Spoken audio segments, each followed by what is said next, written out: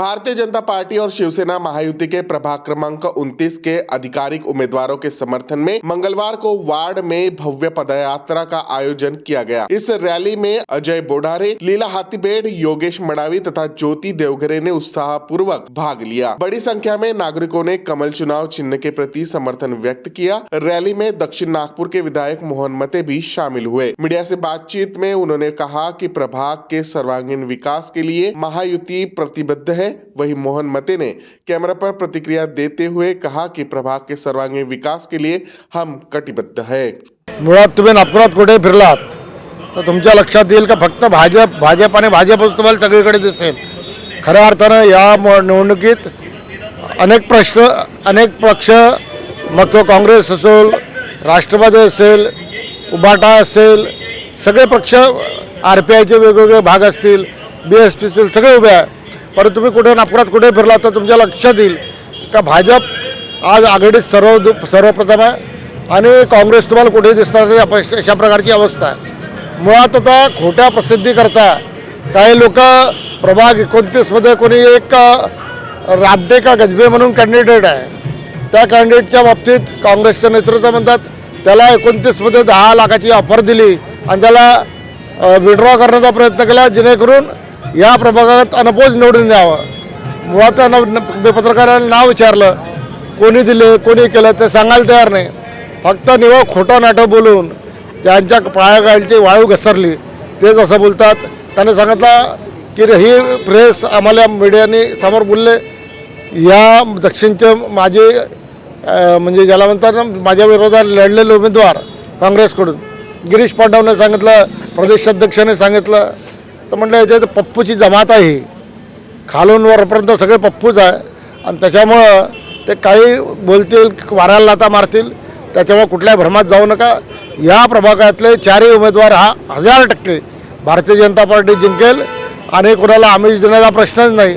कारण आम्ही काही भ्रष्टाचार करून आम्ही काही मोठे झालेले लोक नाही, तर कर्मानं कर्तृत्वानं लोकांची कामं करून सगळे लोकांना उमेदवार करून इथे परिवाराद्वारा विषय नाही।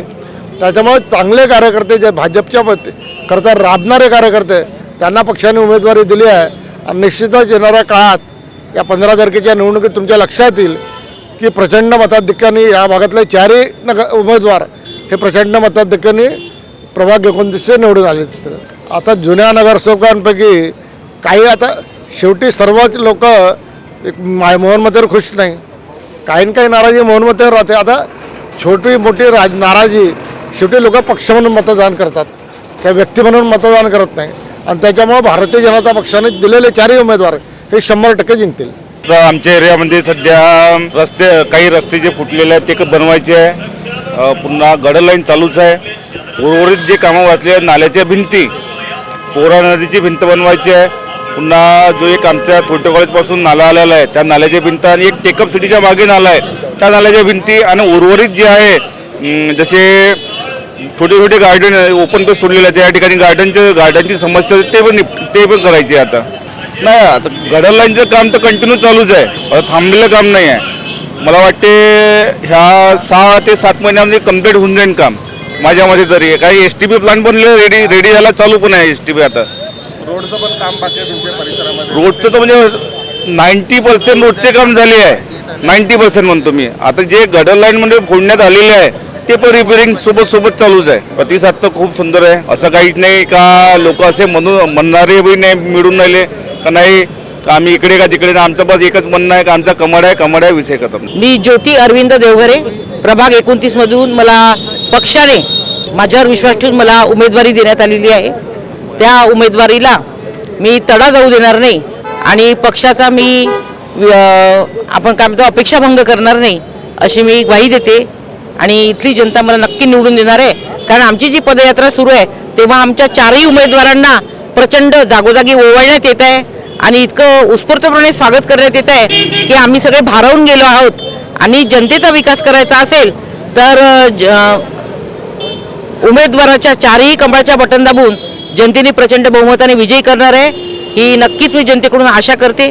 जनतेचा अपेक्षाभंग होणार नाही मी अशी आशा बाळगते। निवडून आल्यानंतर दादा आता ते अमृत योजनेअंतर्गत गडर लाईन टाकण्यात येईल, कारण अगोदरच्या ज्या जुन्या गडर लाईन आहे त्यातून नाही म्हटलं तरी त्या चिनी मातीच्या पाईपलाईन आहेत. त्यातून आता लोकसंख्या वाढल्यामुळे त्याच्यातून त्या लीक होऊन थोडं थोडं पाणी विहिरीला लागलेलं आहे. हे बरोबर नाही आहे.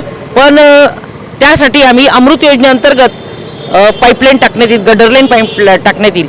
आणि जे गार्डन आहे तिथे पाण्याची व्यवस्था नाही आहे, गार्डन सुकले आहेत. आपले दक्षिण नागपूरचे कार्यसम्राट आमदार मोहनभाऊ मते यांनी, म्हणजे मी पूर्ण प्रभागाचं नेतृत्व करत आहे, पण 29 जो भाग आहे दक्षिण नागपूरमध्ये जो येतो तिथे जागोजागी मंदिराला शेड बना, अजून लोकांचे कसं सिमेंट रोडचे कामं आहे, असे बरेच कामं पूर्ण झालेली आहे. 90% कामं पूर्ण झालेली आहे. 10% आहे. ते 10% कामाची कालच आमची मिटिंग झाली. त्या मिटिंगमध्ये बहुच्या 10 कोटी कामाला सँक्शन झाले आहे.